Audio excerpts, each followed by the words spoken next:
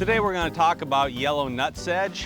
This is actually one of the 20 worst weeds in the world, and it just so happens that we have quite a bit of yellow nutsedge in Nebraska. Like many weeds, its weedy characteristics are always in the eye of the beholder, and there are actually domesticated versions of yellow nutsedge called chufa, and it's actually used in drinks in Spain called horchata, and as an energy drink extract in other parts of the world.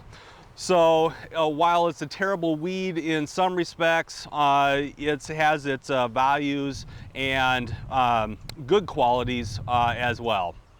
One of the reasons yellow nutsedge is undesirable is because it can be aesthetically unpleasing in lawns and landscape type of areas. On the show, we've talked about this weed quite a bit. It is a sedge. It's not a grass, even though it kind of looks like a grass. It has a triangular stem, so if you pull this plant up, you'll be able to see a distinctly three-sided stem. And it tends to have very fast growth. So the leaves tend to be waxy, having a waxy appearance, and it's kind of a light green or off green in color. And because of that, the fast growth and the off color, it looks bad in turf situations. Now, it is a perennial. So we'll look at the nice white rhizomes on the plant and also some of the tubers. And because of the tubers, it can survive for long periods in the soil. So control of this plant is not necessarily a one-shot option. It may take a number of years to be successful with control of yellow nutsedge. Unless we have an extremely small infestation, we'll probably need to use a herbicide to control this weed in our lawn or in a landscape setting. Yellow nutsedge tends to come up in the late spring or early summer, around late May or first part of June.